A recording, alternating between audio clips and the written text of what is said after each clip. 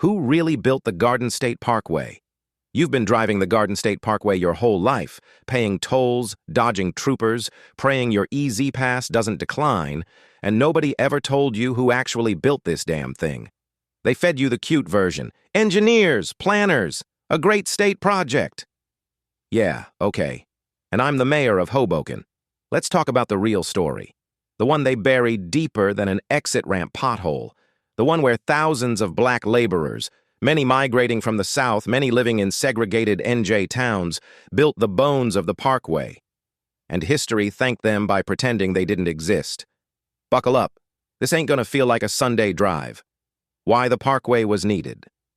By the early 1940s, Jersey was choking on traffic. Shore traffic, truck traffic, industrial traffic. People in Asbury Park were begging for relief. Newark commuters were beefing with each other in the streets. Jersey City residents had smog thicker than diner gravy. So the state said, let's build a massive highway, something clean, fast, beautiful, something that screams Garden State. Sounds cute, right? Except this 173-mile project needed manpower. A lot of manpower. And guess who they called? Not the engineers, not the politicians, not the highway commissioners whose names got stamped on plaques. They called the laborers. And the laborers were overwhelmingly black men from Newark, Plainfield, Elizabeth, Camden, Trenton, and newly arrived Southern migrants trying to escape Jim Crow. These men built the Parkway with shovels, picks, sweat, and lungs full of dust that would outlive them. The workforce they never mention. Let me paint the real picture. The Garden State Parkway wasn't built by teams of contractors. It was built by black laborers hired through segregated work lines, WPA and Turnpike Authority subcontractors who used unskilled labor as a code word, crews working dangerous 12-14-hour shifts.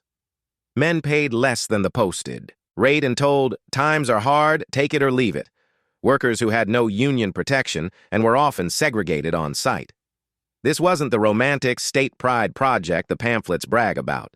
It was backbreaking manual labor, cutting marshland, blasting rock, hauling timber, pouring concrete by hand, driving piles into the earth for bridges, clearing entire stretches of forest from Woodbridge to Tom's River. And what did the newspaper articles call them? Workers, no names, no identities, just workers. Meanwhile, every engineer got a full biography, a portrait, a press release, and probably a sandwich named after them. Receipts, where we see the evidence. Let's talk receipts because you know I keep them stocked. 1. The Parkway Construction Logs, 1950-1954. Workforce rosters from the NJ Highway Authority list, hundreds of laborers identified only as Labor Class C. Who was overwhelmingly placed in Class C? Black workers, because Class A and B were skilled and mechanical. And guess who was kept out of those jobs? 2. NAACP complaints from Essex, Union, and Camden counties. Between 1950-1952, local NAACP chapters filed complaints about unequal pay and unsafe conditions for black Parkway workers. These reports documented pay discrepancies of up to 40%, denial of promotions, segregated equipment lines, black workers assigned to the most hazardous sites. Little fun fact, the state lost several of these complaints in 1954. They sure didn't lose the toll money, though. 3. Oral histories from Newark, Elizabeth, Camden, and Asbury Park families still talk about relatives who left before dawn to work on the Parkway. Many never made it back after worksite accidents that were listed as unavoidable. 4. The 1952-54 employment maps, the hiring stations. Closest to black neighborhoods had the highest labor-only assignments.